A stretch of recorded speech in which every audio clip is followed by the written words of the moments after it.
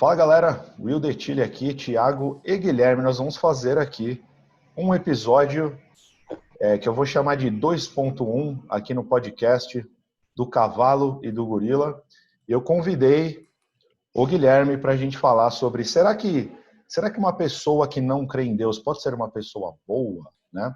A gente fez, só para introduzir aqui, a gente fez um episódio, eu e o Thiago, onde a gente estava questionando, né, se Deus de fato existe. A gente levantou vários pontos de forma muito respeitosa e houve uma reação do público desproporcional, né, muito exagerada. Então a gente achou legal fazer mais um episódio aqui, mas a gente não quer ficar retrucando, nem não é nada disso. É só levantar como as pessoas às vezes não param para ouvir, não param para escutar, e já vão já tem um posicionamento muito polarizado, né? Antes de entrar aqui na discussão, eles já vão se apresentar aqui. Eu só vou mostrar para vocês, galera, algumas informações do vídeo passado, né? Então eu vou compartilhar minha tela aqui. Olha que interessante, aqui já é bom até para o Thiago e para o Guilherme olhar também. Então aqui, quando você tem um canal no YouTube, ele te dá várias informações sobre cada vídeo. E eu vou compartilhar, dentre várias informações, que aqui, 364 pessoas se desinscreveram do canal. Isso aqui não é um problema, isso acontece, isso é normal até. Mas para um vídeo só, é um número muito expressivo, né? Então isso é um ponto que a gente pode falar. E o outro ponto é o quanto cada um assistiu, né? Você vê que é um vídeo de 2 horas, a média só deu 4 minutos, então é 3% só. E aqui você percebe o seguinte, né? Ó, esse número aqui, dá para enxergar o número aí ou tá muito pequeno? Dá sim. Certo. Então, esse número aqui, ó, mostra que, ó, a partir do minuto, 5 minutos aqui, só tinha 12% assistindo. Então, de todo mundo que já começou a ver o vídeo, passados 5 minutos, a gente não tinha nem introduzido o assunto direito. 90% das pessoas já fecharam o vídeo. E muitas pessoas já comentavam, né? Então chegou lá, viu o título do vídeo, já comentou, e foram comentários assim: nossa, que decepção vindo de você. Você não sabe o que você está falando. Aí teve alguns comentários um pouco ofensivos. Isso aqui a gente está acostumado, faz parte do trabalho. Mas o que chamou a atenção foi isso, né? Muita gente, deixa eu parar de compartilhar aqui, muita gente não parou para escutar, como se fosse um debate que não merece nem a pena ser ouvido. Então eu trouxe o Guilherme aqui, que é uma pessoa que não está na posição de ser ateu nem agnóstico, ele é uma pessoa que sim, crê em Deus, né? E a gente vai falar um pouco com ele. Antes, Guilherme, se apresenta aí, conta um pouco da sua história aí. Bom, eu sou filósofo, formado pela Universidade de São Paulo. Já seria um ponto para eu ser cético, né? Eu não posso dizer que eu não seja. O ceticismo eu acho que é uma forma de eu me blindar contra uma série de delírios que todo mundo tem na nossa vida, mas ao longo da minha caminhada eu sempre me envolvi, pesquisei e participei bastante de uma série de processos espirituais, espiritualistas. Na minha primeira infância eu tive ligado ao movimento espírita, depois eu me desconectei e fui me especializar até academicamente nas filosofias indianas. Hoje mantenho ligações com algumas universidades lá da Índia e basicamente meu trabalho, minha pesquisa e minha prática pessoal são essa investigação dessa luz refulgente da consciência interna a partir de cada um de nós. Então, eu acredito que se existe algo de divino para a gente encontrar no mundo, tem que ser encontrado no mundo, no próximo e, antes de mais nada, dentro de cada um de nós, a partir de métodos bem estabelecidos, métodos bem construídos. É basicamente isso que eu faço. Eu faço minhas pesquisas na Índia, eu levo os alunos para lá. Nos meus livros eu falo disso. Sou professor de meditação, de Raja Yoga, que é a parte meditativa do yoga. Dirijo um instituto de cultura e de pesquisas sobre a consciência. E acho que basicamente isso. Se quiser saber um pouquinho mais, depois entra lá no nosso canal ou procura nosso livro. Show de bola. Aí a gente pode deixar aí os contatos, o seu canal, o seu Instagram. O seu Instagram é só para já avisar a galera? É Guilherme Romano, ponto oficial. Mas eu coloco mais coisas no YouTube. Então procura Guilherme Romano ou Self Revolution, que você acha as coisas lá no YouTube. Tá. A gente fala de um monte de coisa. A gente vai deixar o link disponível aí do canal, aí do Instagram, e vamos seguir aqui. Antes de começar a discussão, também queria que o Tiago ele pontuasse rapidinho para a gente a definição de ateu e agnóstico, ou seja, qual a diferença entre um e outro. Eu acho que o ateu ele já chegou, pelo menos os argumentos que eu vejo de ateu, quem é ateu, ele está naquela definição do tipo, a não ser que um fenômeno, a não ser que Deus apareça na minha frente, me dá a mão e fala, olá, eu sou Deus, está aqui um milagre. Para um ateu, a falta dessa evidência concreta, direta, e essa experiência real que pode ser reproduzida, torna ele ateu, né? Um agnóstico, ele está numa posição mais do tipo, o nosso conhecimento sobre a realidade é equivalente. Um argumento agnóstico que eu achei muito interessante foi, imagina você pegar um copo de água e vai na praia, aí você pega esse copo de água e fala, tá vendo esse copo de água? Então, esse é o conhecimento que a gente tem sobre todo o oceano hoje, está dentro desse copo de água. Ou seja, tipo, a gente só tem uma pequena parcela da informação do que realmente forma a realidade. E por causa dessa falta de informação e da nossa falta de conhecimento do que é o universo, como ele funciona, tem tantos fenômenos que a gente ainda não tem a menor ideia do que são, inclusive a própria consciência em si é um fenômeno da ciência que não é muito bem entendido. Então o agnóstico ele não se sente a necessidade de se posicionar por causa que não há necessidade de você tirar uma conclusão ainda num assunto que a gente ainda não sabe 100% do que se trata. Então o agnóstico está mais tranquilo. Geralmente os agnósticos eles tendem a ter uma postura emocional mais reflexiva, ter uma mente um pouco mais aberta, e não tem tanta necessidade de forçar a conversa tanto para um lado quanto para o outro, fica um diálogo um pouco mais expansivo. O pessoal que já é mais ateu mesmo, já tem um ponto de vista mais defensivo, porque vai achar a parte de a parte mais espiritual um pouco mais ofensiva, por causa que não vai ser compatível com alguns quesitos científicos, né? Então, essa é uma definição mais abrangente, mas espero que cobriu aí de uma forma que faz sentido. Você quer comentar alguma coisa nesse sentido, Guilherme? Essas Que é legal definições? olhar, é legal olhar a etimologia das duas palavras, né? Ateu, ateus, né, do grego, é não Deus. Então, assim, eu veementemente nego que haja qualquer possibilidade de haver uma outra consciência ulterior a esse universo que possa formá-lo. E o agnóstico é um termo bem interessante, porque, de novo, esse a é de negação, é a mesma coisa do sânscrito, né? Quando você tem a em grego, a em sânscrito antes da palavra é não. Então, é não agnose. Então, gnose é o caminho do conhecimento, desse conhecimento íntimo, do divino, no caso, mas também do conhecimento de si mesmo.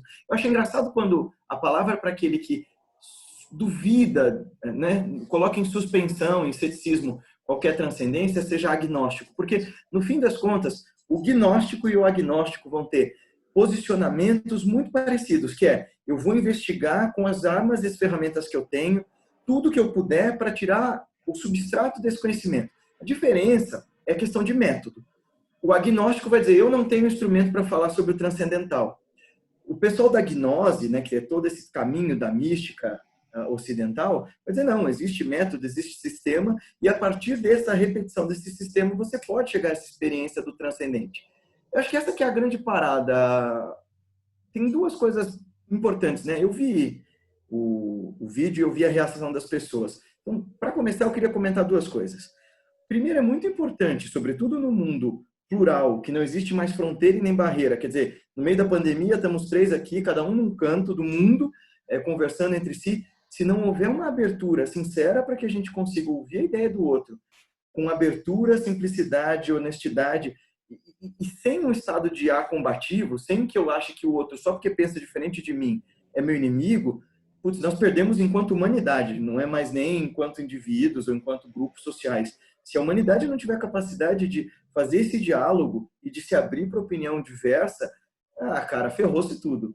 E a segunda coisa é muito engraçado porque Porque há esse fechamento, nenhuma das opiniões se propõe a investigar o lado da outra. Então, por exemplo, o que muito se tem no ateísmo convicto, que é quase tão religioso quanto os mais fanáticos dos religiosos, eu não acredito em religião porque religião faz mal, e olha aqui meu pacote de evidências baseado nas minhas experiências emocionais. Aí você tem o religioso fanático falando, olha, eu acredito nisso do fundo do meu coração, baseado nas minhas experiências emocionais, e quem não acredita está errado. Tem 2 pontos aqui. Para a gente discutir isso de maneira filosoficamente clara, para a gente discutir isso de maneira racional e lúcida, a gente tem que ser capaz de pôr um pouco de lado as nossas emoções, do achismo, sabe? Do eu concordo, eu não concordo, antes mesmo de ouvir. E aí, sobre a questão do método, a gente fala ao longo do vídeo. Certo. Antes de continuar, acho que é muito interessante essas pontuações do que é cada termo, né? Porque às vezes a gente se posiciona num termo e às vezes o outro lá já está entendendo que esse termo significa outra coisa, né? Aí o Guilherme trouxe até já tem uma definição mais técnica de cada termo. A maneira com que eu e o Thiago nos posicionamos no vídeo em questão ali, né? Foi no agnóstico no sentido de o seguinte, isso da minha parte, pelo menos depois o Thiago pode dizer se é isso mesmo. O ateu, ele basicamente tem a mesma fé do que aquele que crê, como você bem disse aí, Guilherme, né? Porque o ateu ele bate o pé e fala não existe e ponto, né? E quando na verdade, do ponto de vista científico, você não pode desprovar Deus, não é nem papel da ciência isso. Então o ateu acaba tendo um pouco de fé de que não exista algo, né? Ele crê muito profundamente que não exista essa divindade. O agnóstico, ele faz uma análise mais do seguinte ponto: você tem uma série de evidências que mostram que algumas coisas dentro da religião são inconsistentes, né? E a gente pode citar vários exemplos, né? Só um dos exemplos é que você tem aí mais de 10 mil religiões e cada uma conta a história do seu jeito, né? Então, se você crê numa religião, você está sendo ateu na outra, né? Uhum. Então, quer dizer, isso já Ou gera no mínimo herético, né? já gera uma espécie de inconsistência. Então, o agnóstico, ele não fala assim, Deus não existe, é certeza absoluta. Ele fala, olha, não há um conjunto de evidências muito concreta para a gente acreditar em Deus, assim, mas existe uma probabilidade, eu não vou te dizer que 100%. Então, eu acho que é uma posição honesta do ponto de vista mais intelectual. Como você não pode desprovar, não é muito honesto você falar, não existe, pronto. Mas você, analisando essas inconsistências, você fala, olha, tem uma grande probabilidade de que talvez a religião seja algo para te confortar e não necessariamente é a verdade, não necessariamente há uma existência. Então, eu coloco o agnóstico, eu entendo o meu posicionamento desse tipo. Talvez exista até outro termo, eu vou até pedir para o Thiago só confirmar se é essa a posição dele também. Não. Quer dizer, o agnóstico é esse o termo. Não, concordo. A minha posição é similar, mas eu queria fazer uma pergunta aqui. Vamos lá. Eu sei que talvez está um pouco Deixa a fora do federal roteiro, né? fluir, vamos lá. Que eu queria perguntar para o Guilherme, que eu fiquei curioso. Que tem uma diferença entre religião e espiritualidade, né? Sim. E eu acho que quando você é criança, você tem lá 5 anos, você começa a ir na igreja e você é ensinado uma certa verdade. Se você fizer esse conjunto de coisas, você vai para o céu, você vai para o inferno. Dependendo da religião que você está escolhendo, tem algum modelo que vai ser similar a esse. E é difícil você sair desse modelo uma vez que você começa a crescer como pessoa, porque você está escutando desde criança, né? Então, como é que você vai... Como é que você está dentro do hinduísmo, do budismo, do cristianismo? Se você está desde criança, é muito difícil você sair desse modelo. Eu queria que você falasse um pouco, né, a diferença entre, do seu ponto de vista, da parte do que é religião, né, e o objetivo das religiões, e o que é espiritualidade, e separar um pouco os dois. Eu acho que seria interessante a gente ouvir o seu lado. Essa ideia, né, spiritual but not religious, é bem forte, especialmente entre o pessoal dos círculos esotéricos nos Estados Unidos, mas tem uma profundidade bem legal técnica sobre essa história, né? O que é espiritualidade, o que é religião e o que é mística, que é outra palavra que todo mundo tem medo, mas que a gente vai explicar agora, não tem nada a ver com, sei lá, tarô no shopping. Bom, vamos lá. A gente, para falar disso, pode explicar também o que é ética e o que é moral, tá? Porque moral é o conjunto de normas, costumes e tradições que uma determinada cultura impõe para uma pessoa. E a gente se apega muito à moral, porque a moral é o que nos organiza ao redor de um grupo. E a gente gosta muito de um grupo. Aliás, essa é uma das grandes paradas do porquê existe uma aderência tão grande para grupos de religiões que geralmente não tem nada a oferecer de realmente bom e de profundo para os seus fiéis, exceto aquilo que hoje em dia, no mundo desconectado emocionalmente, no mundo em que cada um está buscando afeto e carinho, eles oferecem a única coisa que está todo mundo em busca, que é pertencimento. A maior parte das pessoas buscam religião porque dentro daquele ambiente elas podem cantar, dançar, rir, chorar e serem acolhidas e entendidas desde que elas façam parte daquele conjunto moral de regras que organize todas elas.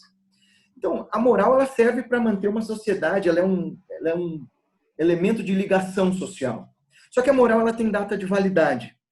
Se você fica atado a uma regra moral sem revisá-la e sem entendê-la, eventualmente aquilo que servia para unir uma sociedade, mantê-la coerente, mantê-la em harmonia, vai se tornar um problema. Por exemplo, se você pega o livro de Levítico lá da Bíblia, né, que um monte de gente usa para dizer que homossexualidade, por exemplo, é um problema, é um pecado condenado por Deus. Tudo bem, mas no mesmo livro se diz que se você comer frutos do mar, você tem que ser morto. Se você responder ao seu pai, você tem que ser morto. Se você usar tecido misturado, você tem que ser morto. Tá todo mundo usando poliéster nessa live, cara. Tá todo mundo indo por cada falso. Todo mundo tem que ser morto, hein?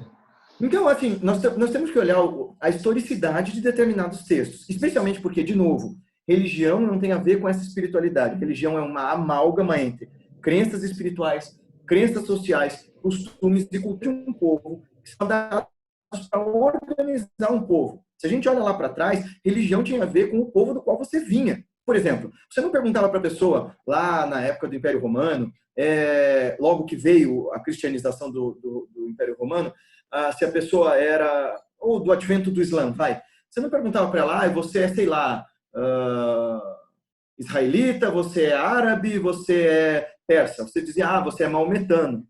Você é cristão, você vem da Europa. Ou você é hindu, você vem do Hindustão. Religião era para designar um povo, era muito difícil você se identificar como parte de um país. A ideia de país, né, nação, vem da época do iluminismo. Então, quando a gente olha, por exemplo, para esse caso do livro do Levíticos, ele é um livro que foi escrito na Idade dos Metais, ou seja, 3.000 e poucos anos atrás, para um povo que estava perambulando no deserto, e aí você escreve, olha, não come frutos do mar, no mesmo status em que olha, homens não deitem com homens, mulheres não deitem com mulheres, porque a gente precisa garantir a sobrevivência do povo. O povo precisa se reproduzir. E se hoje a gente tem piriri quando come camarão na praia, imagina 3.000 e poucos anos atrás. Então, existe essa dimensão moral da religião que a gente precisa olhar com muita lucidez. Isso não destitui o valor espiritual da coisa. E o que é o valor espiritual? Espiritual vem da ideia de espíritos, né? Essência do grego.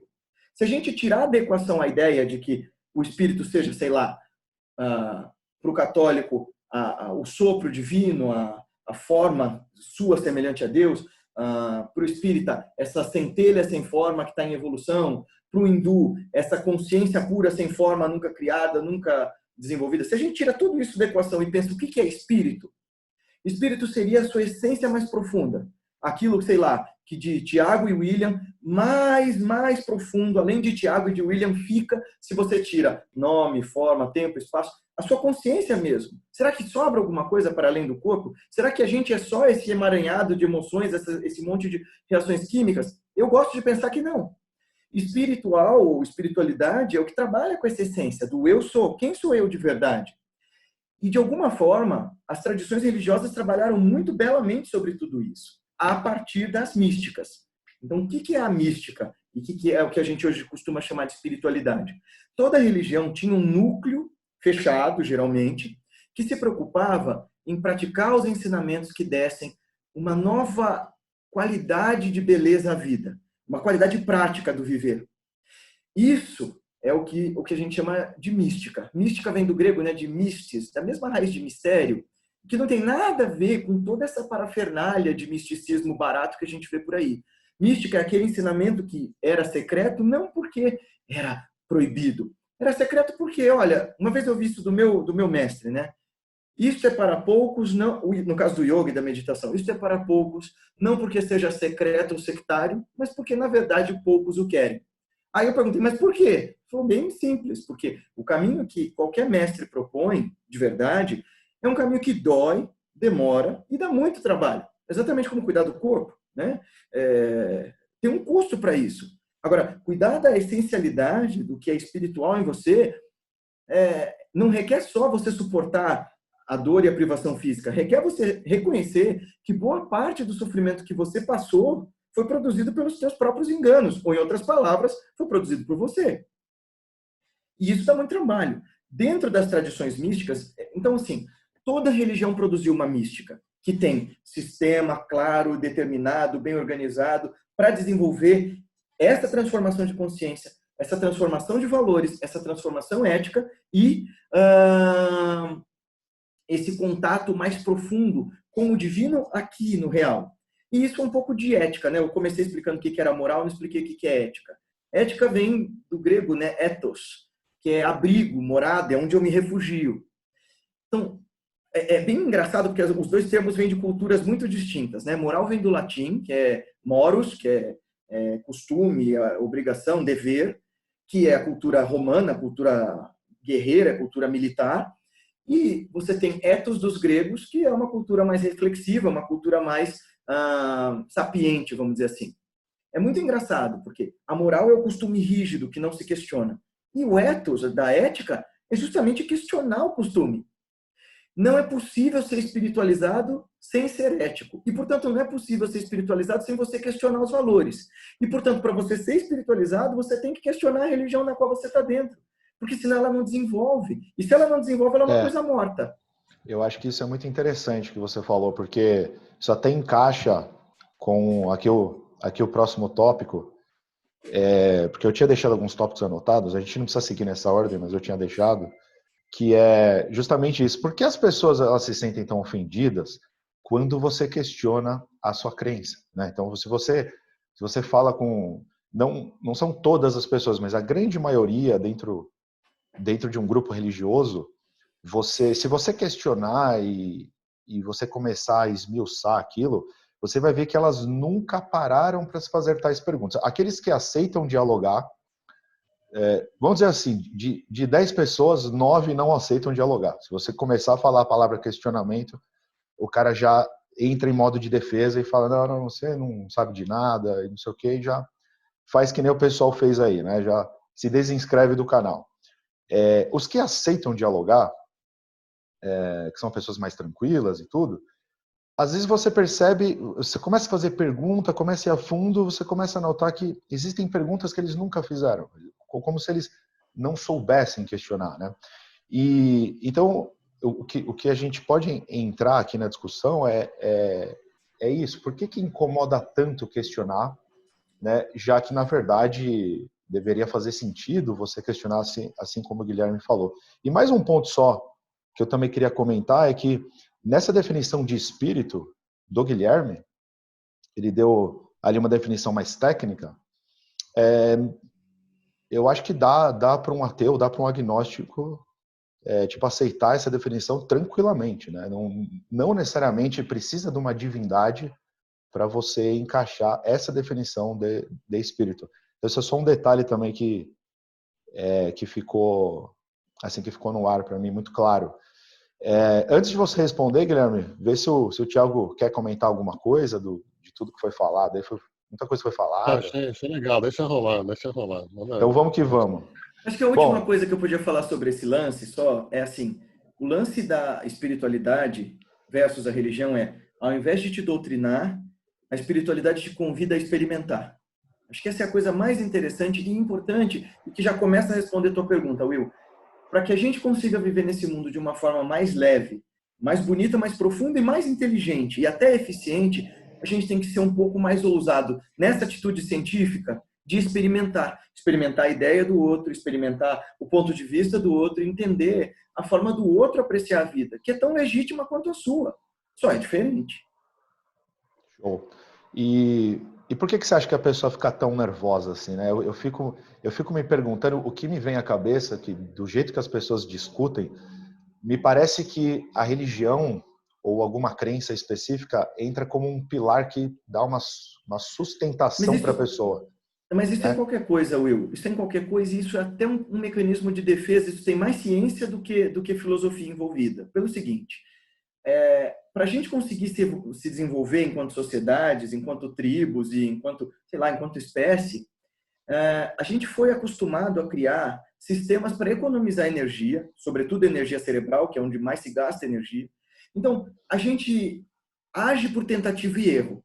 Só que a gente faz falsas associações o tempo todo. Então, sei lá, vamos supor que nossos antepassados, um deles tenha jogado uma pedra no rio e, por causa disso, coincidentemente, passou ali um animal de caça, ele viu o animal passando, ele caçou o animal e ele passou a acreditar que quando ele oferecesse pedras para a deusa do rio, a caça viria, ele ia poder comer.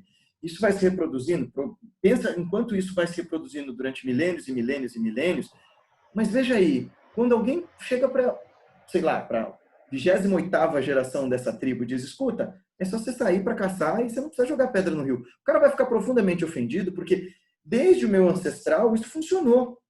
Por que isso? Tem uma instância em nós, e que na filosofia indiana a gente chama de ahamkara, que é o que a gente traduz como ego, mas não é bem o ego do Freud, do Jung. Esse ego é essa autoafirmação. Eu, meu. Esse estado em nós que nos protege. Né? Então, por exemplo, essa força em nós que faz eu me entender como indivíduo, então é a mesma parada que faz com que se eu estou na floresta, eu vejo o tigre, eu sei que eu sou diferente do tigre, o tigre me representa a ameaça, eu tenho que sair dali. Mas esse ego é essa força em nós que quer manter tudo sob controle, tudo conhecido, e sem gastar, e gastando a menor quantidade de energia possível. É a parte preguiçosa em nós. Quando você questiona as crenças da pessoa, que até então, confortavelmente, estavam mantendo ela no mundo conhecido, isso lança ela um ponto muito difícil sobre a realidade, que é, cara, você não sabe quase nada do mundo em que você vive. E isso, se você parar um segundo para pensar, é assustador. O próprio Carl Sagan fala, quando ele fala, né, de vida extraterrestre, por exemplo, fala assim, as duas hipóteses, se existe ou se não existe vida extraterrestre, são ambas muito assustadoras para nós.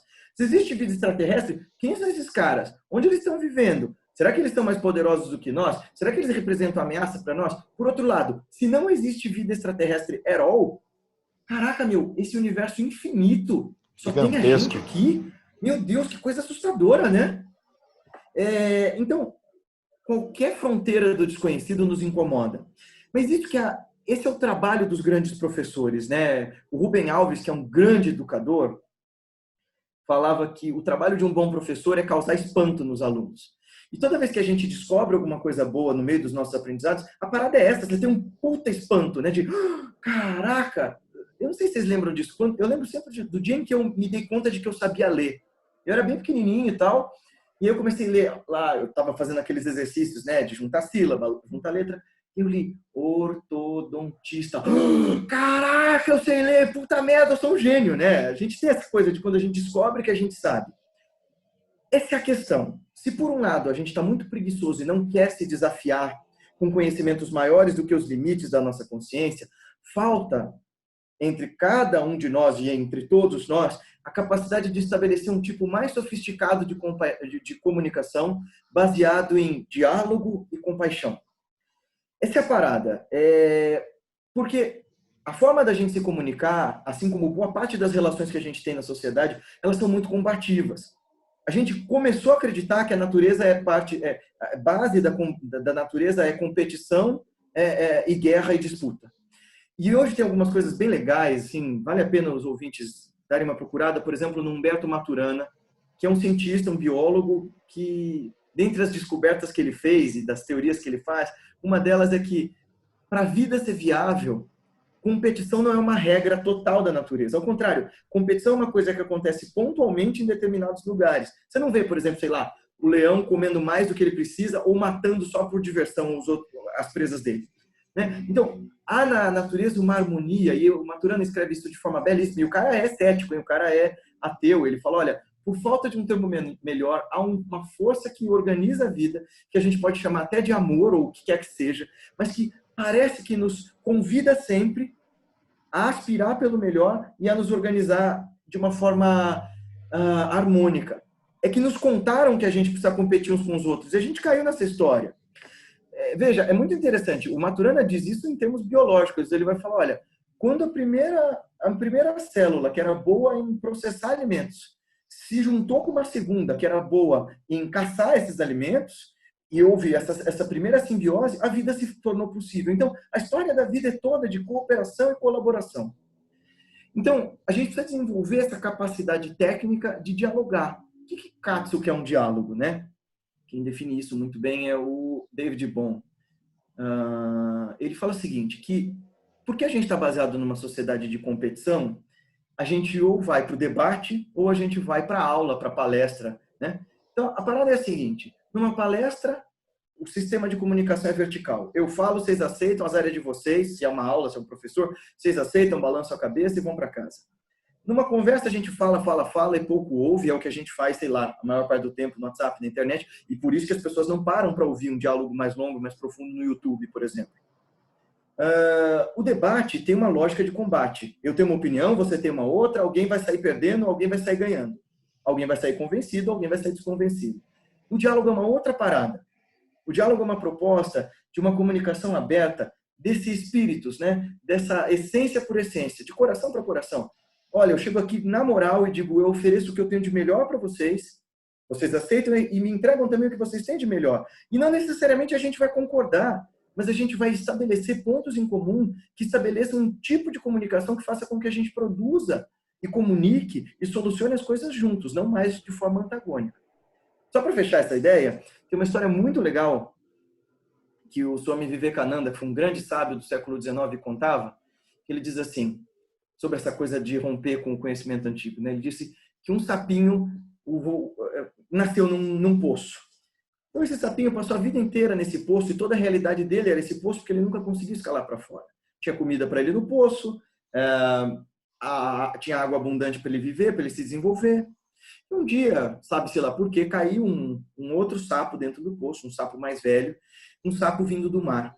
E o sapinho falou para ele, nossa, quem é você? Ele, eu sou um sapo do mar. O mar? Que lugar é esse? E o sapo mais velho falou assim, o mar é um lugar que parece uma água infinita, que não acaba, que não termina nunca. O sapinho olha para ele e fala assim, o seu mar é tão grande que nem o meu poço, e pula dentro do poço e dá uma nadada de um lado para o outro. O sapo mais velho olha para aquilo e fala, meu Deus, você está louco, cara. Como é que você está comparando o mar com o seu pocinho? E aí o sapo mais velho continua tentando explicar para o sapinho, olha, o mar é muito maior do que isso. Só que a realidade do sapo era aquele poço, ele estava confinado ali. Até que o sapo mais velho tira ele de lá e mostra, olha, existe o mar, mas até então o sapinho não acreditava que aquilo sequer era possível. Isso é uma analogia bem parecida com a história do mito da caverna, né, do Platão, vocês já ouviram. É bem parecida e é a ideia de que, olha, a gente está aprisionado dentro de uma caverna vendo sombras. Se alguém nos convida dizendo, olha, existe todo um mundo lá fora magnífico para você ver e você está perdendo isso, nossa primeira reação é rejeitar isso. E, de novo, vem uma questão de abordagem. Como é que um ateu, e por que é que um ateu vai querer desconvencer uma pessoa das crenças dele, ou por que é que um religioso vai querer convencer a pessoa cética das suas ideias? Para mim, a pessoa que tem necessidade de convencer a outra das suas ideias é porque, no fundo, não tem muita certeza delas. Sim, faz sentido. Essa é uma boa.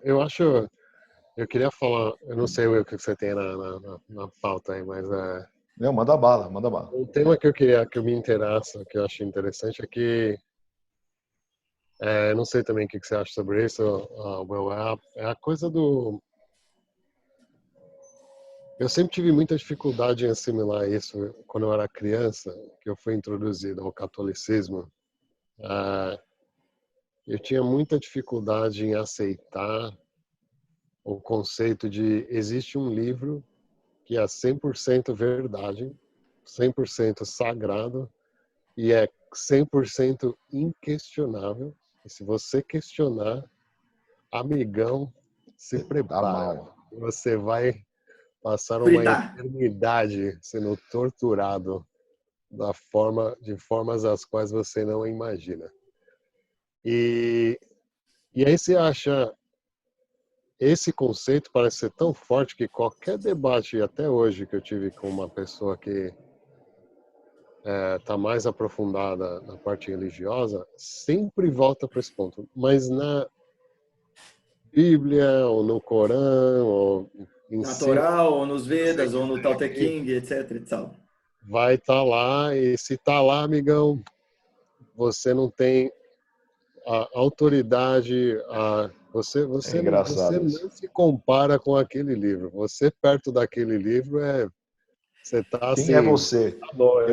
Eu acho, e é muito Esse curioso. conceito é difícil, cara, porque se está enraizado em você de verdade, e alguém chega para você e fala que o seu livro religioso tem algumas informações ali que não estão fazendo sentido, ou de repente você não está agindo de acordo com ele, a gente pode usar o exemplo do canal, do vídeo que a gente postou, o primeiro vídeo.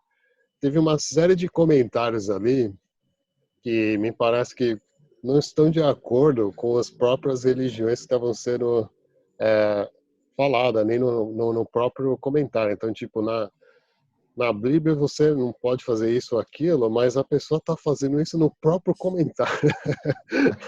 Então, então, Muitas assim, Então, vezes você sem perceber, né? Muitas vezes sem sem perceber. perceber, né? Você não deveria tratar os outros como você quer ser tratado, você não deveria ter.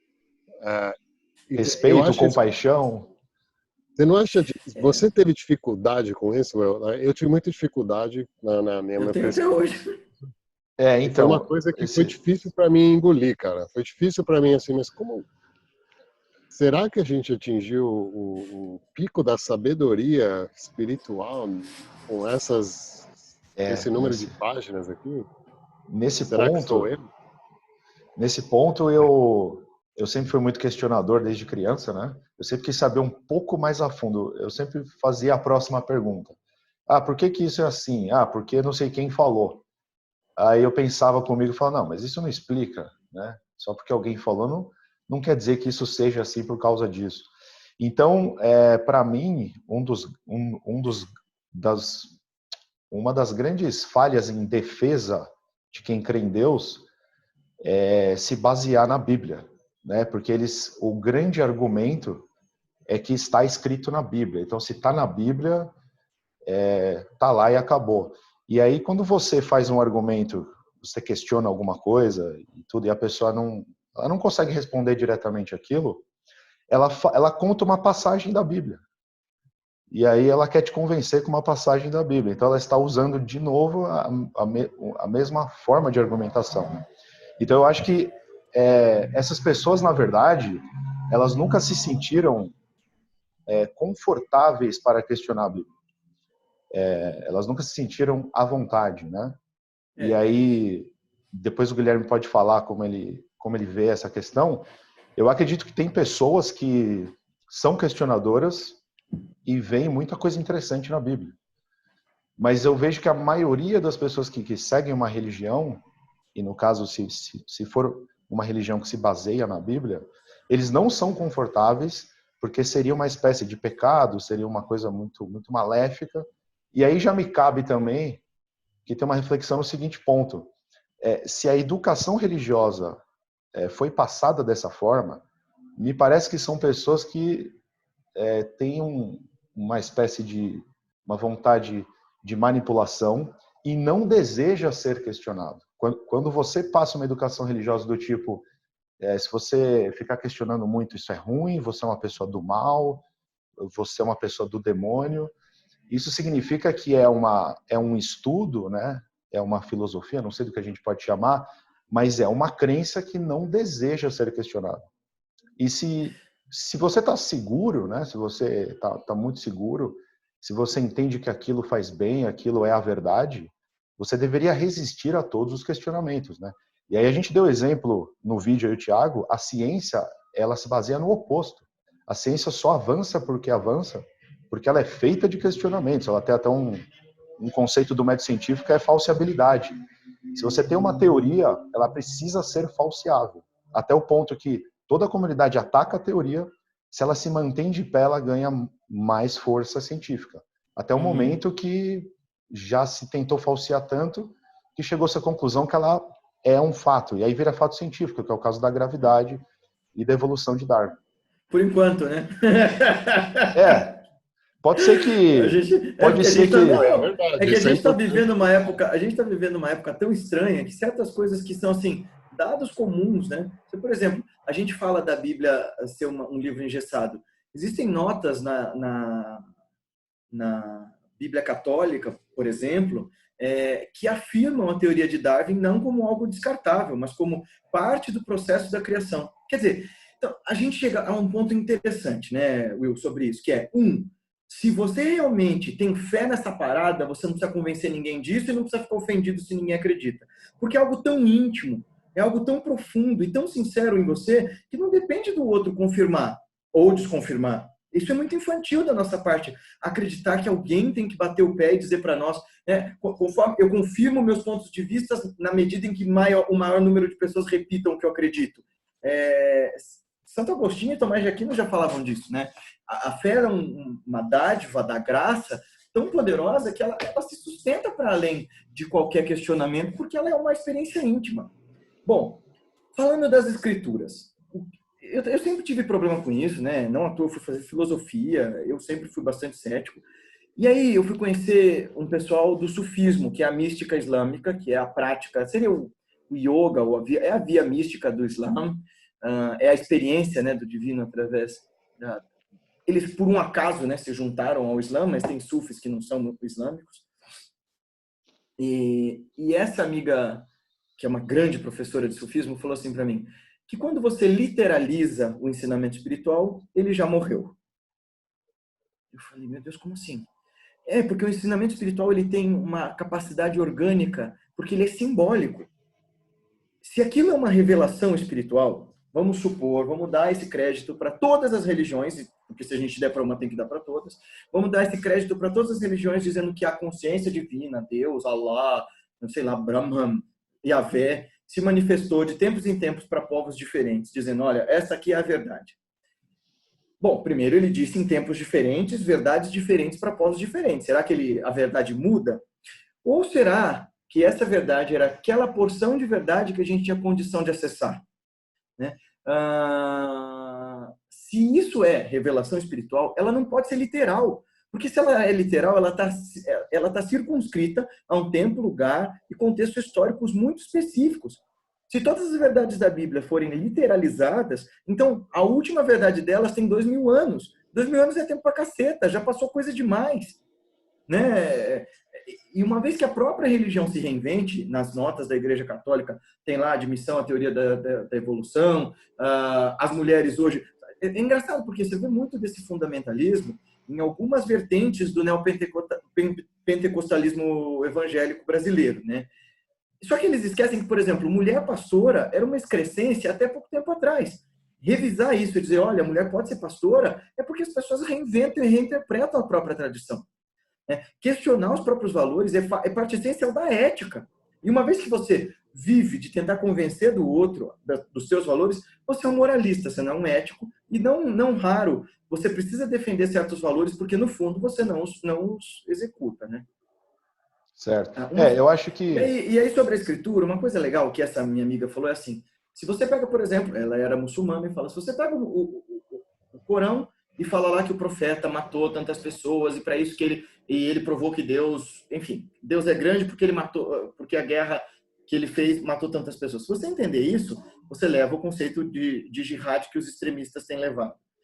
Se você, por outro lado, fizer um trabalho sofisticado de transformação da consciência, você vai entender que essas instâncias que são mortas são as partes falsas do seu ego que precisam ser eliminadas para que você possa ver a realidade sem todas essas lentes de preconceitos e condicionamentos que você coloca aí.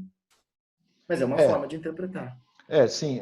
Isso a gente comentou também no último vídeo, que se você levar ao pé da letra o que está escrito nesses textos religiosos, tem coisas que já até ficam impossíveis, né? Então fica muito complicado você encarar de forma literal. E aí ele Mas, não te ensina nada. sim, mas aí isso cai num outro problema, né? Que a gente comentou aí, o Thiago, que é o critério para diferenciar aquilo que é literal e aquilo que não é. Ah, Porque a impressão que dá é que conforme a gente vai evoluindo no conhecimento, a gente olha para esses textos religiosos, até uma criança sabe dizer, não, isso aqui não aconteceu. E aí começa a ver como se tivesse, a gente começa a fazer um mapa mental ali para conseguir encaixar aquilo em alguma, dentro de uma metáfora que possa fazer sentido, né? é. Então tem textos religiosos que afirmam coisas que a ciência já consegue provar que não é aquilo, né? Assim, a gente usa tecnologias hoje e, e aí você cai num conhecimento que já vai em conflito com esses textos religiosos. Isso a gente comentou bastante. Uhum. Então, fica complicado você, às vezes, se basear em um livro que, como tudo não é literal, o tipo de. Você pode tirar ali muitas interpretações e cada pessoa interpreta de uma forma diferente. Então, talvez. Eu acho que uma grande crítica de agnósticos e ateus é justamente a inconsistência, né? Você, às vezes, baseia regras da sua vida, você, enfim, deixa de fazer um monte de coisa porque existe alguma coisa ali naquele texto religioso e o que é literal e o que não é passa a ficar um pouco meio é meio que uma névoa ali. Você não sabe diferenciar tanto onde termina o que é literal, onde começa o que é É, metafórico e tal. e ainda tem, né, e a gente esquece, é porque a gente é muito preguiçoso para usar lógica. A gente gosta de se ver como seres Sim, profundamente racionais, mas mesmo as pessoas céticas, dá muito trabalho pensar, gasta muita energia. Então a gente sempre vai sim, querer ir pela via mais fácil, via mais preguiçosa, de negar a crença do outro, de combater a crença do outro, de se desinscrever do canal sem sequer ouvir o que você tem a dizer. Quando que curioso, né? Algumas das pessoas mais racionais da história humana, dos pensadores mais célebres da humanidade, e que ajudaram a estruturar a nossa lógica, fizeram isso a partir de vias religiosas. Por exemplo, o Guilherme de Ockham, que é um medieval, um monge medieval, a ideia dele de navalha de Ockham para conseguir constatar a evidência de um fato é usada pelos cientistas até hoje. A forma como que, sei lá, Platão e Aristóteles estruturaram, veja, Platão e Aristóteles não são dogma, né? O Aristóteles propunha modelos sobre o céu, modelos geocêntricos, que foram todos derrubados. Mas existe um valor intrínseco na ideia desses caras, assim como existe um valor intrínseco na ideia da Bíblia. Se você é capaz de ver o que aquele livro tem para te oferecer. E como é que a gente faz isso? Isso é o que eu ganhei do meu preceptor, né? Uma vez eu vi isso de um sábio que me ensinou meditação, e ele disse: você só dá valor ao ensinamento espiritual, ele só tem algum valor para você se, na prática, esse ensinamento muda seu caráter, muda sua forma de ver o mundo, melhora teus valores, aumenta a sua compaixão em relação aos outros seres e abre uma possibilidade para uma bondade que antes você não percebia aí. Se essas coisas não são verificadas, cara, sai fora, isso não é ensinamento espiritual, é forma sectária de você ficar confortável dentro do teu mundinho. E, de novo, as pessoas defendem essas religiões com tanto afinco e tão desesperadas, não por causa da ideia em si, mas porque elas se sentem pertencendo àqueles grupos. Tem um estudo de psiquiatras que foi feito com os meninos que foram presos e que iam ser suicidas terroristas, então foram atentados terroristas que foram impedidos, e aí os psiquiatras passaram a investigar esses meninos. E curiosamente, Will e Thiago, essa galera não acreditava profundamente na história das virgens, do paraíso e nada disso. É simplesmente porque essas pessoas eram acolhidas. Elas se sentiam pertencendo àquele grupo. Elas se sentiam amparadas e fazendo parte com dignidade, com pertencimento. Então, isso diz muito mais sobre as doenças da nossa sociedade, cética ou ateu, ou religiosa ou fundamentalista, de qualquer sorte. Isso diz muito mais sobre como a nossa sociedade está doente, na nossa capacidade de tratar uns com os outros, do que sobre as crenças que cada um conserva. Porque seja cético ou seja religioso, o fato é, a gente não está olhando para o outro como qualquer religião nos ensina, como um semelhante a nós. Que é o exatamente. ponto de partida, cara. Acho Exatamente. que o próprio Einstein falou, né? Que mesmo que não se provasse a existência de Cristo, que se desse conta de que ele nunca existiu, se as pessoas fossem capazes de seguir minimamente o que esse cara ensinou, o mundo seria muito melhor do que é hoje. Acho que isso traz até uma discussão do até que ponto esses ensinamentos precisam ou não ser verdade. Porque se você tira alguma coisa de bom dali, você materializa aquilo na sua vida e já fez o efeito, né? E aí, assim... Uma vez eu ouvi de um sábio, essa é bem legal, uma vez eu ouvi de um sábio assim, se para que você seja bom, você tem que almejar gananciosamente o céu, ou temer desesperadamente o inferno, então você não precisa de espiritualidade, você precisa de um cabresto, você é um cavalo que precisa ser adestrado. Você tem medo do chicote e age porque tem alfafa na sua frente. Mas é mais ou menos por aí que gira a coisa. E aí, uma pergunta que eu vou fazer para o Thiago aqui, e também quero que o Guilherme também dê o seu posicionamento aí. Como ter paz ao presenciar alguém questionando a Deus ou qualquer outra crença veemente que você tenha? Né? Como buscar essa paz mesmo vendo alguém ali tentando questionar e às vezes até trazendo pontos que fazem você parar para pensar. Ou seja, como se sentir em paz ao questionar sua própria crença? Eu acho que é difícil. É uma... Você tem que superar os seus instintos mais primitivos, que vai fazer você reagir. E dependendo da profundidade e do conforto que esse conjunto de ideias traz para você, a gente estava falando um pouco da Bíblia. Eu fiquei pensando, mas uma pessoa, por exemplo, que tem uma fé muito forte em Jesus como uma entidade, né?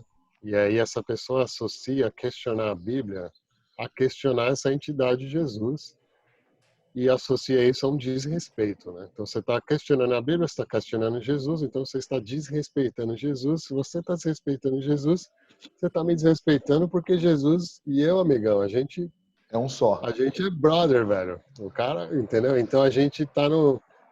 Então, esse... Né? E eu, por exemplo, tenho uma admiração aos ensinamentos que bem direto de Jesus, que eu acho que tem uma sabedoria muito legal, né? Mas como se separar de tudo isso, eu acho que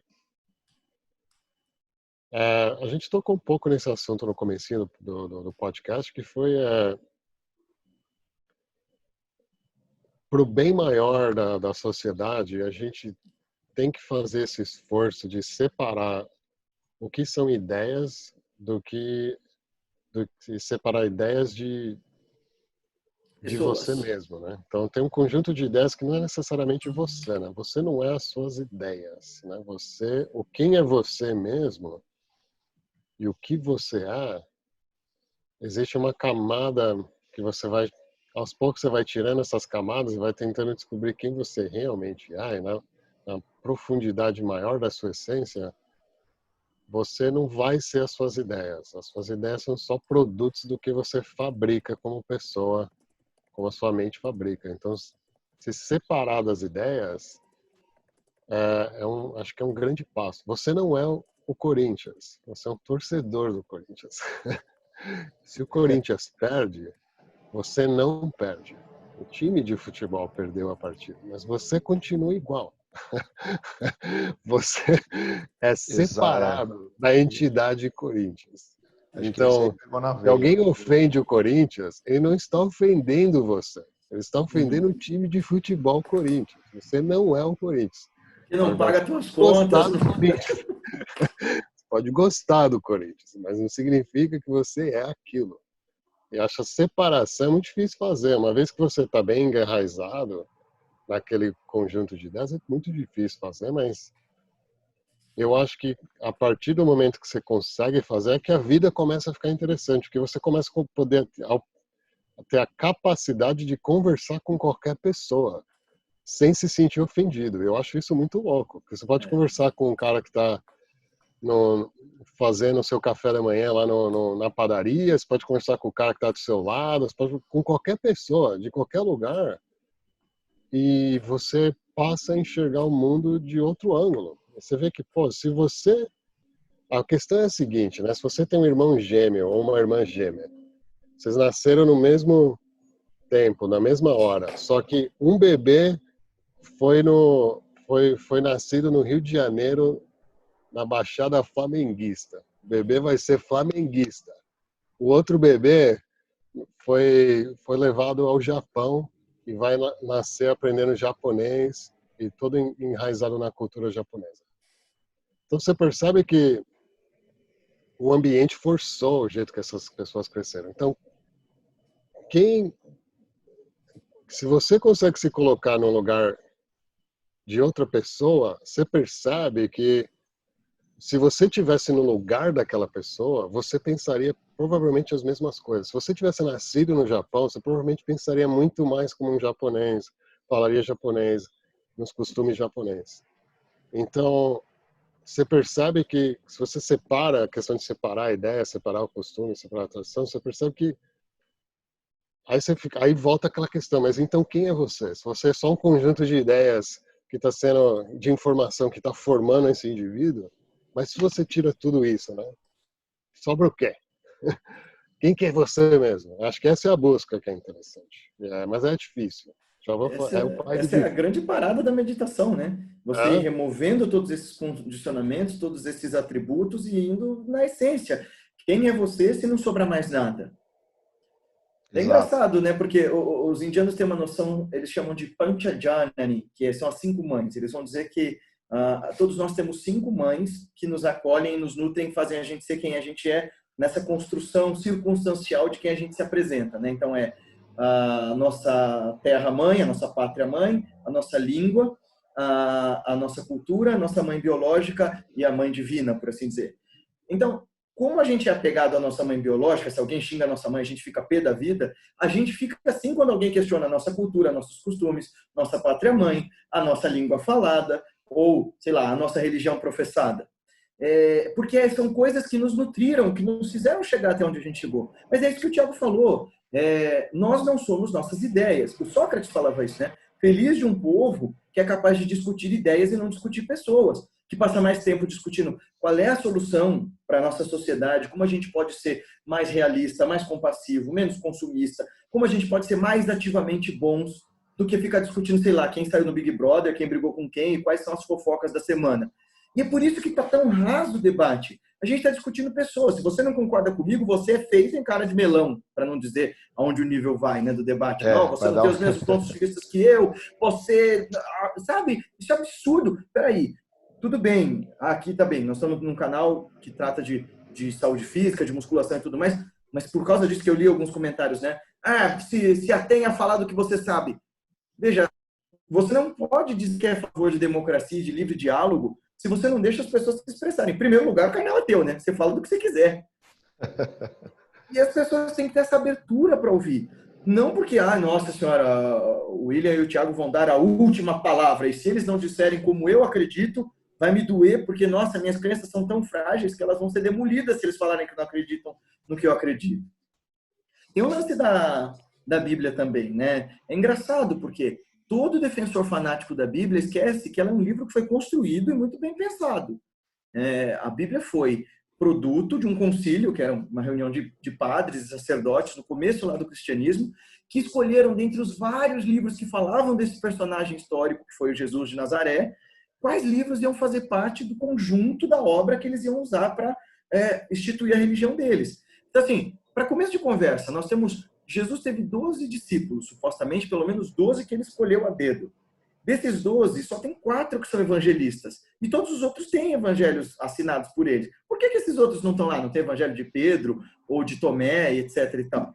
E são interessantíssimos os tais evangelhos apócrifos, que, aliás, falam de uma abertura ao entendimento de Jesus. Pelo menos o evangelho de Tomé é um Jesus tão mais humano, tão mais próximo de nós, né? O Tomé era meio como nós, né? Ele precisava ver para crer. Então, ele fala de um Jesus mais experiencial, de um cara que estava ali junto com todo mundo, ensinando a gente a viver melhor.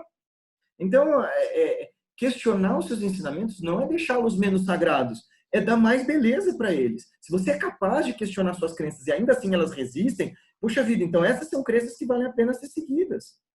Eu acho que esse é o ponto, né? Esse é o ponto principal. Eu vejo muito medo de questionar. Eu acho que para mim está muito claro que é um pilar emocional para a pessoa. E se você tira aquilo e se você não põe nada no lugar imediatamente, existe um desconforto muito grande. Então a pessoa defende aquilo como a própria vida, né? E vira essa discussão tão emocional e as pessoas realmente elas te atacam como se tivessem tipo defendendo uma coisa muito importante para elas. Eu acho que Mas daí que falando nasce desse esse. lado mas falando desse lado do diálogo, Will, tem um pouco desse aspecto da compaixão também que tem que se ter com o outro que não pensa como eu. Uma vez eu vi isso do meu acharya, né, do meu professor, ele disse: nunca remova nada de alguém se você não tiver algo muito melhor para colocar em seu lugar. Quer dizer, Sim, às vezes existe um sadismo na gente de dizer assim: ah, eu vou acabar com as crenças ignorantes dessa tiazinha crente, ou desse tiozinho budista, ou desse tio hindu. Em nome do quê? Da tua vaidade de dizer que você, com teu pensamento intelectual ocidental, sabe mais do que ele?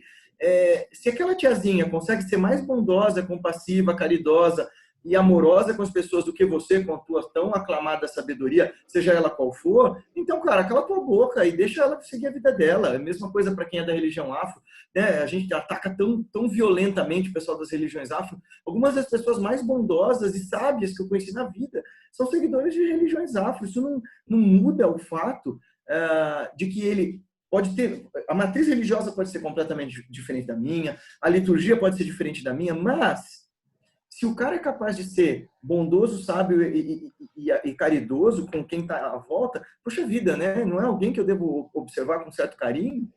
certo. E quando é o contrário, Guilherme? Quando você enxerga que a crença faz a pessoa ser pior do que ela poderia ser, né? Como que De fica novo, de como novo, fica a você tem questão? algo melhor para dar para a pessoa? Esse é o ponto, né? Ah, eu acho Tá que bom, sim. eu tô enxergando que a pessoa, uma vez eu falei isso com essa mesma amiga, né? Essa amiga Sufi. E eu tava falando, engraçado, né, Bia? A diferença entre nós e os mestres parece que assim, a gente está vendo toda essa sabedoria como um banquete. E eles sabem servir esse banquete e a gente não sabe. Ela falou, tem mais uma coisa. Um mestre de verdade, ele oferece um banquete de conhecimento, é, e com ervas e chás e coisas digestivas que vão fazer com que a pessoa saiba apreciar cada um daqueles alimentos da melhor forma possível. O problema é que muitas vezes a gente fala assim: olha, tem um banquete aqui para você, Will, vem cá. E eu tento socar na tua boca com um pilão, abre a boca aqui. Poxa, não É, funciona. acontece demais isso, realmente. Eu acho que tem que respeitar esse ponto que você falou, porque eu já percebi isso em algumas pessoas, que eu já conversei sobre essa discussão religiosa, e eu percebi que a pessoa ficou balançada e que realmente faria mal para a pessoa continuar nesse caminho. E, e a gente comentou disso, né, Tiago, no vídeo, que você tem que tomar cuidado nesse questionamento. Quando você, desde criança, tem uma crença que te conforta, tem que tomar um certo cuidado, porque se você não coloca nada no lugar que seja melhor, como você falou, Guilherme, a pessoa Uhum. realmente ela pode desabar. Ela Ela pode pira, ela desabar. pira. Ela pode desabar, pode ter algum transtorno psicológico, É se ela já delicado. tem uma tendência. Uhum. Então Delicado. é bem Desculpa. complicado. Eu acho que tirar esse. Eu acho que tem um pouco dessa arrogância, uma certa arrogância espiritual. Eu participei de alguns grupos que, na minha jornada espiritual, que chega a um ponto onde é uma certa arrogância de que você sabe o que é melhor para os outros e você sabe o que os outros têm que acreditar ou qual o caminho que eles têm que seguir. Uma das frases que me deixa mais desconfortável, que já me deixou mais confortável em qualquer conversa espiritual foi é, você certa pessoa ou certo grupo ou certa ideia é mais evoluído do que outra. Então essa pessoa é mais evoluída e ela sabe o que você tem que fazer. E ela a pessoa tem mais, ela tá num outro nível que você tá. E eu acho muito perigoso essa rota. Eu acho que eu gosto muito da ideia de aquela, tá até na Bíblia, né? Aquela coisa de você ensinar a pescar ao invés de dar o peixe, né? Você deixa a pessoa, arma a pessoa que eu acho que é um pouco o objetivo do nosso podcast aqui, fazer as pessoas se sentir confortáveis em ter discussões sobre qualquer assunto, se sentir confortável com isso, mas não necessariamente forçar e falar o que é certo e o que é errado. Não, a gente não tem o menor interesse nisso. O interesse é deixar a pessoa confortável e equipar a pessoa com ferramentas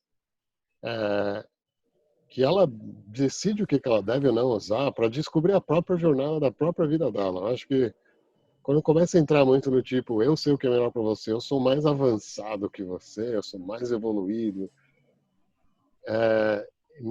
as experiências que eu tive com esse tipo de linha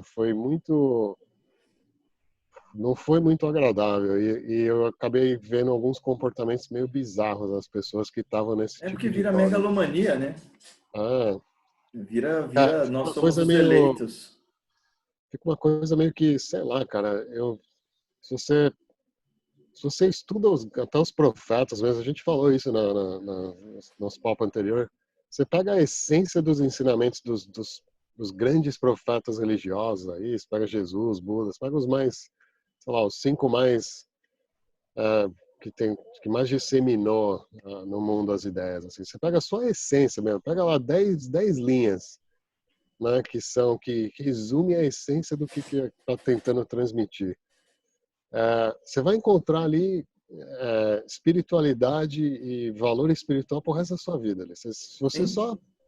só tentar entender aquelas 10 coisas e só tentar seguir, tentar realmente se aprofundar naquilo e seguir seu próprio ritmo, você vai extrair muito valor ali. Eu acho que essa necessidade de forçar as pessoas a seguir uma certa rota me parece um comportamento que vai contra a rota de você tentar descobrir quem você é e se conectar com você mesmo, e ser quem você quer ser. Eu acho que eu tive muito da minha jornada espiritual foi a aprender a se sentir confortável em me desvincular com esses comportamentos que tem a ver com certo e errado, tem que ser assim, ou se não é assado, aquela coisa muito que me parece um pouco manipuladora, sabe? Uma coisa que fica uma manipulação através da culpa, através do medo e É. eu acho que está um pouco longe do meu objetivo espiritual, que é uma coisa mais de tentar entender é, eu mesmo, minha consciência, quem eu sou, no fundo do fundo. Às vezes eu tenho umas ideias que eu fico me pensando, de onde vem isso? Tem cada ideia maluca que vem na minha cabeça. Eu realmente não estava pensando nessas coisas, mas veio umas ideias do nada, assim. Então só isso para mim eu acho curioso. Eu fico pensando, pô, vou dar mais esse pensamento, tentar entender mais isso. Mas é mais por aí. A minha vibe tá mais por aí hoje em dia, mas é difícil enxergar um mundo hoje atual onde esse tipo de comportamento ele é encorajado por mais pessoas. Seria muito legal de ver isso, né? E parece que você, Guilherme, tem bastante disso na sua proposta, no seu trabalho, que é essa coisa mais aberta e mais convidativa, né? Convidativa para as pessoas tentar descobrir o que é essa maluquice que estamos aqui nesse universo. O que estamos fazendo aqui? Estamos girando numa bola azul em volta de uma bola de fogo gigantesca. A gente vai dar aí algumas voltas, umas 70 voltas cada um aí na bola de fogo, talvez umas 80 e sabe-se lá o que acontece depois, né? Veja, essa abertura, Tiago, veio porque eu tive o privilégio de ter um professor que me ensinou de forma muito carinhosa que espiritualidade verdadeira, ela liberta, ela não prende, né? O ensinamento para valer a pena, ele tem que te transformar. E para te transformar, ele tem que radicalmente deixar as coisas melhores do que estavam antes. Se você busca um caminho espiritual, ele te conforta psicologicamente, mas deixa todos os outros aspectos da sua vida uma caca, sai fora. Isso é anestesia. Né? No fim das contas, esse processo de despertar, né? A ideia, por exemplo, toda que esse sujeito aqui descobriu 2.600 anos atrás, o Shakyamuni Buda, ele era chamado de Buda porque é aquele que acordou, aquele que despertou. Ele dizia com muita franqueza, todos esses mestres falavam. O Buda falou, ele falou literalmente isso. Se meus ensinamentos te servem, acolhe-os e siga-os. Se não, descarte-os e siga em frente. O mestre de verdade vai falar isso para você. Ele não vai te pedir deferência cega, ele não vai te pedir para você se castrar da sua razão. Ao contrário, o mestre de verdade vai querer refinar a sua razão, vai querer refinar a sua capacidade de pensar. Afinal de contas, essa nossa capacidade de pensar, de sermos racionais, tem nos levado tecnicamente tão longe. Imagina se a gente usasse isso tudo para o bem, fundamentalmente para o bem nosso e das outras pessoas ao nosso redor. É muito legal, porque dos profetas antigos, dos mestres antigos aos modernos, como, por exemplo, Ramakrishna e Yogananda, eles todos são bem claros em dizer assim, eu não quero te castrar da tua razão, usa teu raciocínio. Testa, o Ramakrishna falou assim, né, para o Vivekananda, teste-me como os agiotas testam suas moedas, teste-me até que não reste dúvida em seu coração de que eu posso lhe mostrar o caminho.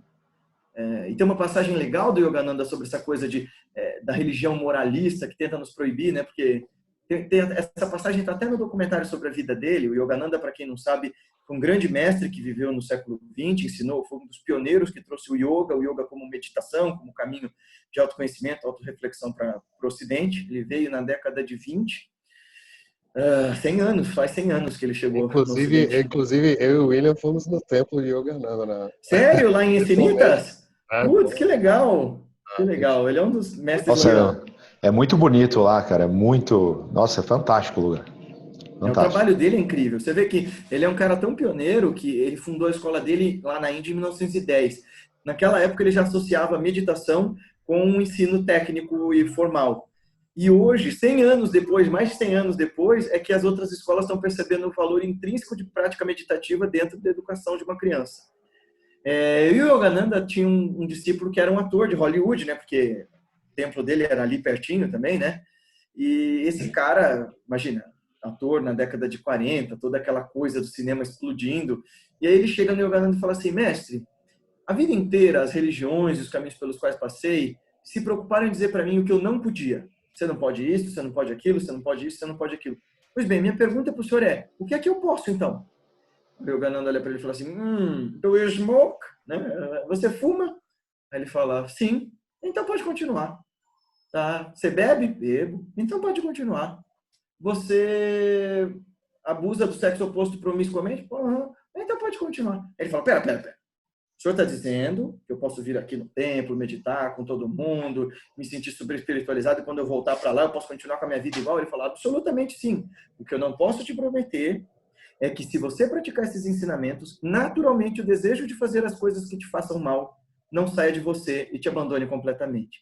Quer dizer, a lógica de um mestre de verdade ela é inversa, ele não vai te mandar fazer nada, ele vai te mostrar como fazer o certo. Ele vai te dar método, ferramenta, mecanismo para você se transformar. Por isso que eu pedi para o meu mestre quando eu fui atrás da meditação. Eu falei, olha, eu ouvi a vida inteira de amigo, de conselheiro, de pastor, de padre, de espírita, que eu tenho que isso, tenho que aquilo, tenho que isso, tenho que aquilo, eu tenho que melhorar aqui, tenho que melhorar lá. Quer dizer, quando a gente está precisando, aparece um monte de conselheiros para a nossa vida querendo cagar regras sobre como a gente tem que se autogovernar. A questão é que nunca ninguém me disse como. Me dá um método prático, me dá um método consistente. Eu disse, agora então você está pronto para o yoga, agora você está pronto para o tempo. Fez a pergunta certa, né? Você fez a pergunta certa. Eu acho que isso é muito interessante mesmo, né? O mestre, e aí até isso cabe uma reflexão às pessoas que ficaram tão incomodadas quando eu e o Thiago fizemos ali o primeiro vídeo. O mestre, ele está pouco se ferrando se você acredita nele ou não. Exatamente. Ou então, se colocar Deus aqui, vamos imaginar que ele existe e ponto final.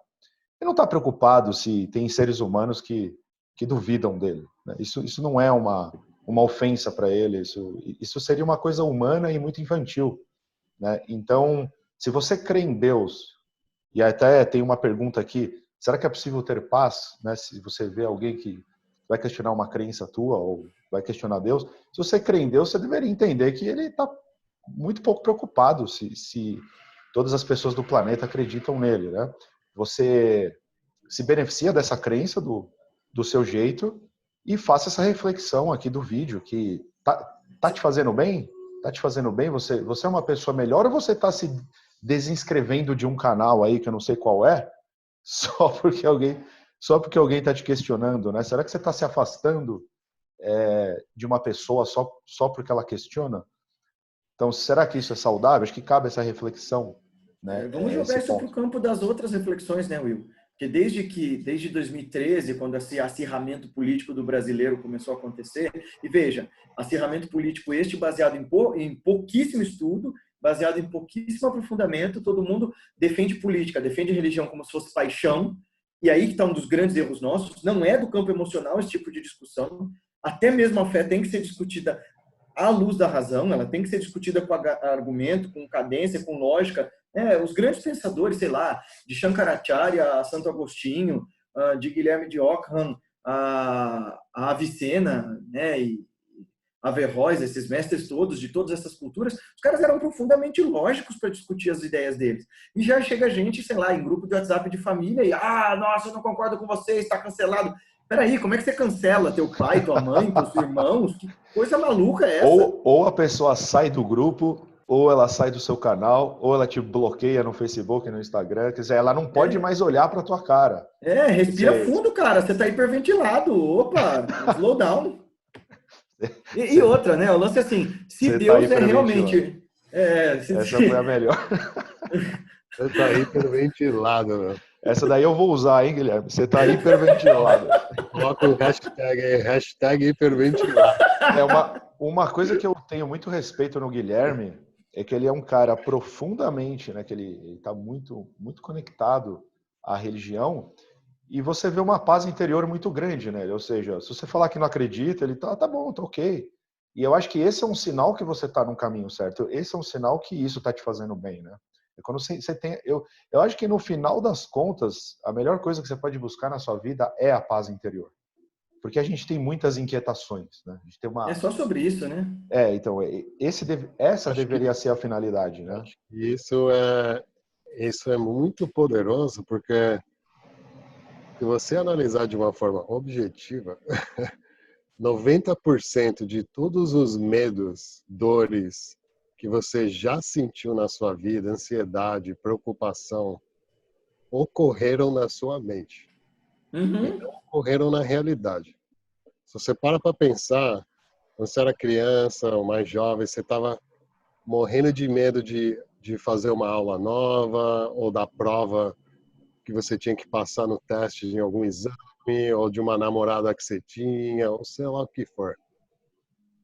Para pensar o quanto tempo essa angústia você sofreu sobre o evento e quanto tempo o evento realmente durou na realidade.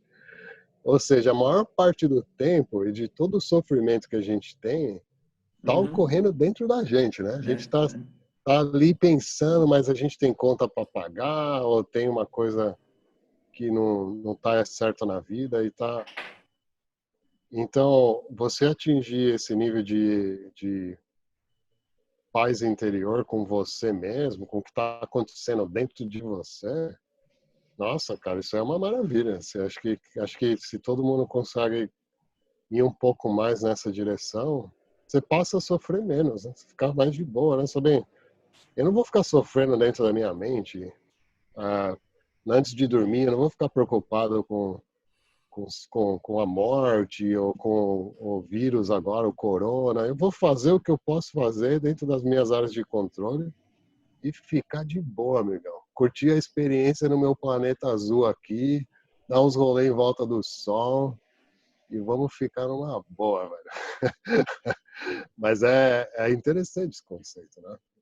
Eu acho que eu curti bastante papo aqui com você, Guilherme, porque você transmite muito essa paz assim no que você está falando e transmite muito esse conceito e realmente todo mundo que escutou até agora, está escutando até agora a conversa, dá uma olhada no canal do Guilherme, no conteúdo. Você que está curioso a explorar a sua espiritualidade, tentar aprender um pouco mais, aproveita, porque o mundo precisa de mais Guilhermes, do meu ponto de vista. Imagina. Acho que tá faltando uns Guilherme aí, velho. Tá faltando uns Guilherme aí. Se eu falar pra minha sócia que vocês acabaram, eles disseram que o mundo tá precisando de mais Guilhermes, ela vai falar, não! Bom, a gente está se aproximando aqui, já tá todo mundo com o horário apertado aí. Para fechar rapidinho, Tem uma pergunta aqui, né? Vou começar pelo Guilherme. É possível praticar o bem, Guilherme? É possível ser uma pessoa benevolente, mesmo se essa pessoa for, se for um ateu?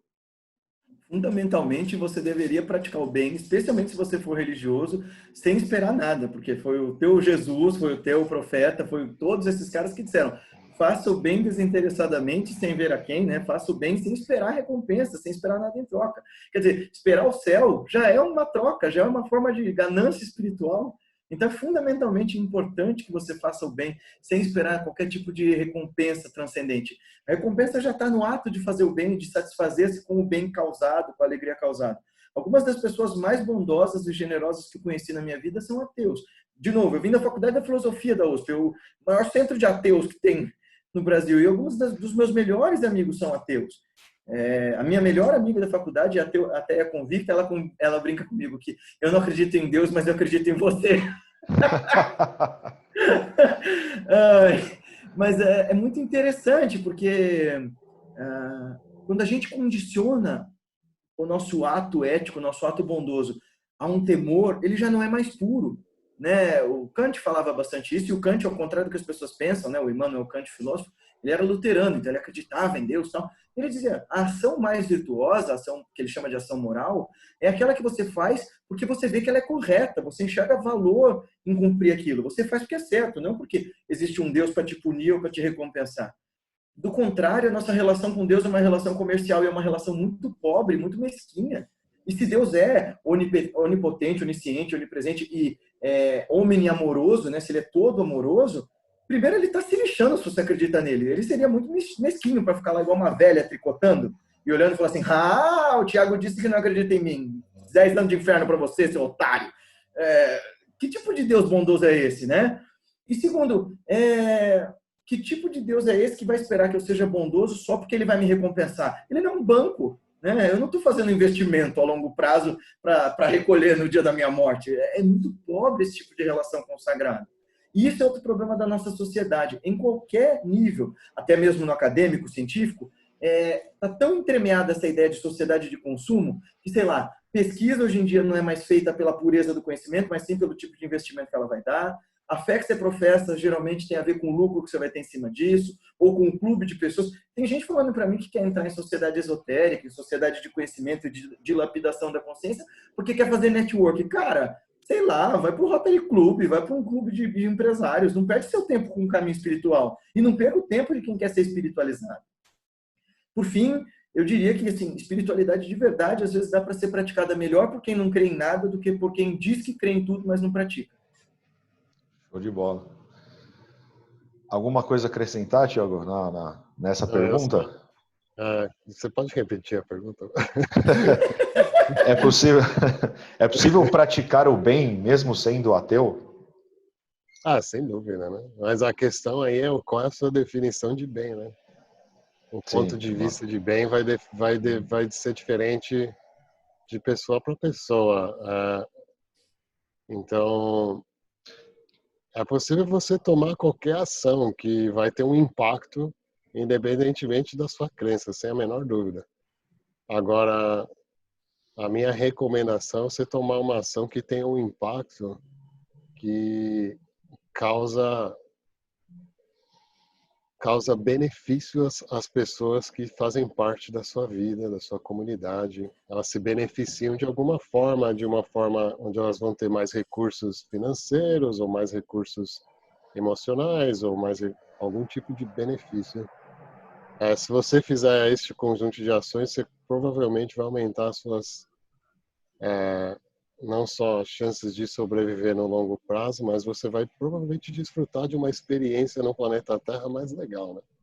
Se você faz ações que têm um impacto que vai destruir ou moralmente, emocionalmente, fisicamente as pessoas ao seu redor, a sua própria experiência vai ser um pouco mais turbulenta também, né? Então, de um ponto de vista bem simples, tome ações que contribuam com a sua vida, com as vidas das pessoas ao seu redor. Acho que não tem a menor necessidade em usar palavras ou ações que tenha a intenção de de danificar uma outra pessoa ou um grupo. Acho que não existe nenhum benefício. Acho que ninguém sai ganhando, né? Ninguém sai ganhando. Se você discute com alguém no farol, você para o carro, alguém te fecha. E aí você sai do carro para brigar com outro cara. Não existe nenhum cenário onde essa situação beneficia as duas pessoas envolvidas. Exato. Não tem como beneficiar. Agora, se você só pega e fala, bem, beleza, foi fechado. De repente o cara até bateu no seu carro, beleza. Bateu no carro, aí o cara fugiu. Essa porra, fugiu.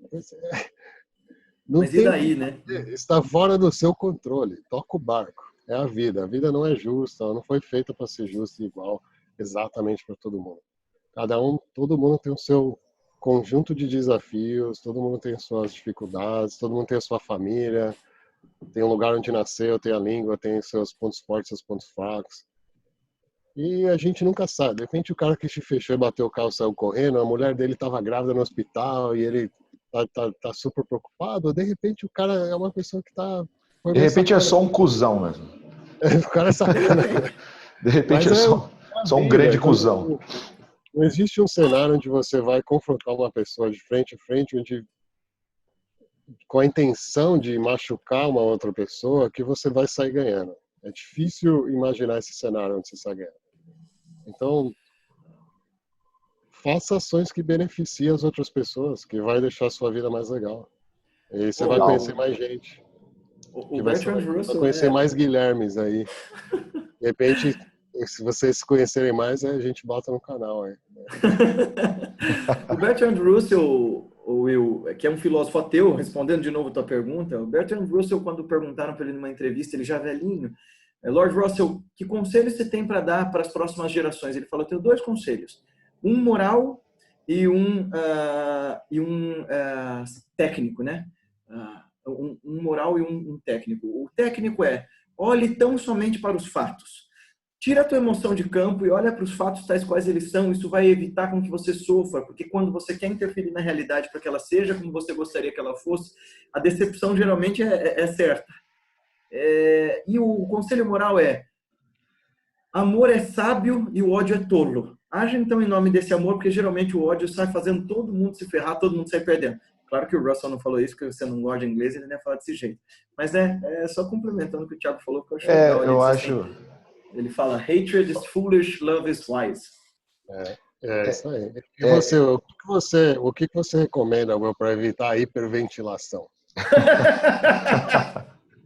eu acho que tudo, a soma dos dois aí, tanto do Guilherme quanto do Thiago, vocês deram uma resposta. Eu estava pensando aqui muitos argumentos de religiosos que é assim: se você não crê em Deus, você não é capaz de diferenciar, de discernir o que é bem e o que é mal. Isso é um grande argumento de quem é muito religioso, de quem é fanático e tal. Então você precisa temer a Deus ou precisa amar a Deus para que você consiga discernir o bem e o mal. E aí eu acho que dentro dessas duas respostas que vocês deram, a gente consegue encontrar aquilo que é mais benéfico, independentemente de qualquer divindade, pelo simples raciocínio lógico que é a filosofia, no caso, né? Você pode simplesmente raciocinar de que, ora, se eu não quero que façam comigo, né? Se você não fizer com os outros o que você não quer que faça com você, se você replicar essa regra, é mais fácil de você não ser atingido, né? Porque se todo mundo fizer isso, logicamente nunca vai acontecer algo que você não quer passar. Então, do ponto de vista lógico, ainda que não haja não tenha uma divindade, Transcendência. você não tenha nenhuma regra de uma entidade superior a seguir ou que você tema, independente disso, através da lógica, você é capaz de chegar nessa conclusão de que é mais vantajoso, é mais benéfico você não danificar uma pessoa, não produzir o mal, do que você fazer o contrário. Então, acho que, tanto do ponto de vista religioso quanto não religioso, você pode chegar na mesma conclusão, né? Então, aí, acho que as outras reflexões ficaram no vídeo. Eu queria agradecer a galera aí, muito legal esse papo. Eu aprendi muito aqui, viu, Guilherme? Sempre um prazer falar com você. Curti também, foi Prazer é animal meu. esse papo. Muito Sim, legal. prazer é Então, meu. valeu e espero que a galera, acho que quem ficou até o final do vídeo, com certeza vai ter uns 3 anos de reflexão aí para fazer. Maravilha, galera. Obrigado, Valeu. Até mais, Guilherme. pessoal. Obrigado.